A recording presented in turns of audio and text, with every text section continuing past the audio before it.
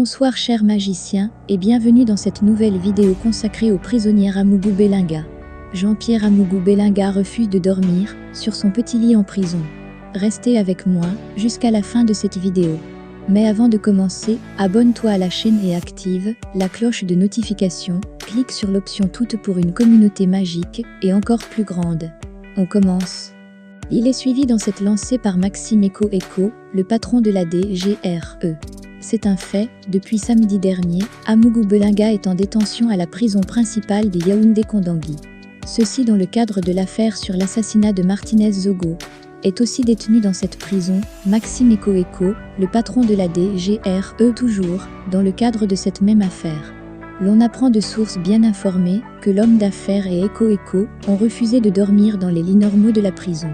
Notre source précise qu'Amougou Bellinga aurait usé de ses relations pour que le régisseur de la prison principale autorise à ces derniers de se doter de des grands lits, avec en bonus de grands matelas, des téléviseurs écrans plats, des réfrigérateurs, des climatiseurs. Que vont faire Eko et Amougou Bellinga avec des lits à 2 places? Notre source soutient que ces deux suspects, dans l'affaire Martinez Zogo, veulent reconstruire à leur guise leur douche ainsi que leur chambre. Que vont faire Eko et Amougou Bellinga avec des lits à 2 places, dans une prison où des gens dorment sur des couchettes, appelées communément mandat? Point d'interrogation. Pourquoi ni ancien Premier ministre, ni Marafa, ni Atangana Mebara, ni Olangna, ni Abba, ni Yves-Michel Fotso, etc. etc. n'ont eu droit à un tel traitement de faveur? Point d'interrogation, questionne Paul Chouta. Le PDG du groupe, l'anecdote écrouée dans l'affaire de l'assassinat du journaliste Martinez Zogo, fait parler de lui à la prison principale de Kondangui à Yaoundé. À en croire une source proche du dossier, à son arrivée dans sa cellule, le Zonloa aurait refusé de dormir sur le lit standard de la prison en demandant d'autres lits au régisseur de la prison. D'ailleurs, selon des révélations du lanceur, l'alerte Nzuimanto, Jean-Pierre Amougou Bellinga aurait dépensé environ 7 millions de francs CFA pour les travaux de rénovation de sa cellule. Carreaux, sanitaires et autres équipements modernes, la cellule du Zonloa, qui fut jadis un trou à rats, s'est transformée en un luxueux appartement pour le confort de l'auteur de la célèbre phrase « Vous êtes déjà monté dans un jet privé un jour ?»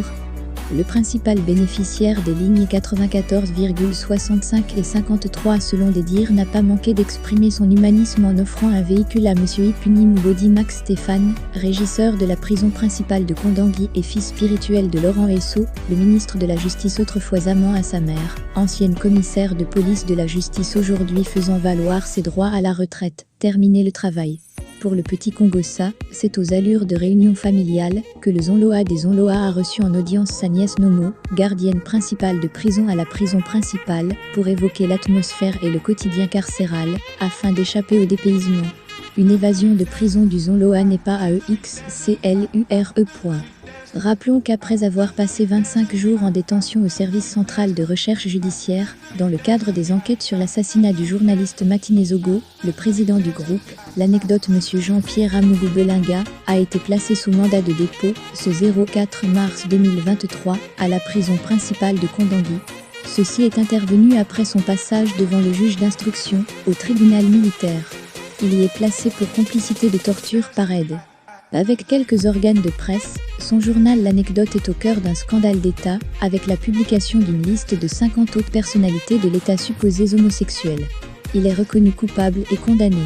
Dès la fin du mois de juin 2020 à début juillet 2020, sur quelques jours, une série d'affaires, médiatisées dans la presse camerounaise et sur les réseaux sociaux, éclabousse Jean-Pierre Amougou Bellinga. Le limogeage de Ernest Obama, son journaliste vedette, du poste de directeur général de Vision 4 TV, est retransmis sur la même chaîne avec détail. Ce dernier est déchaussé et ira en garde à vue pour 8 jours. Ceci fait l'objet de plusieurs jours de traitement dans les organes de presse du groupe. Les nominations, limogeages qui en suivent comme celle de Jean-Jacques Zeu. Les accusations sur les petits d'être foncièrement paresseux, malhonnêtes, sournois, cyniques et méchants provoquent des réactions et débats. Les échanges avec l'ex-ministre Patrice Samba Sala sur le manque de gratitude à la suite de l'achat d'un terrain à 80 millions de francs CFA à Kribi. La diffusion d'échanges téléphoniques avec l'ambassadeur du Cameroun en RCA, l'accusation des gens de l'Ouest, les Bamileke, d'être des pauvres types, et la réaction de l'ambassadeur à sa hiérarchie. Sur les réseaux sociaux, des personnes telles Chantal Hélissi, Longuet le soutiennent, et d'autres comme Marlène Envoutou, Jean-Claude Mbud Fouda, Rémi Ngono décrit Amougou Belinga.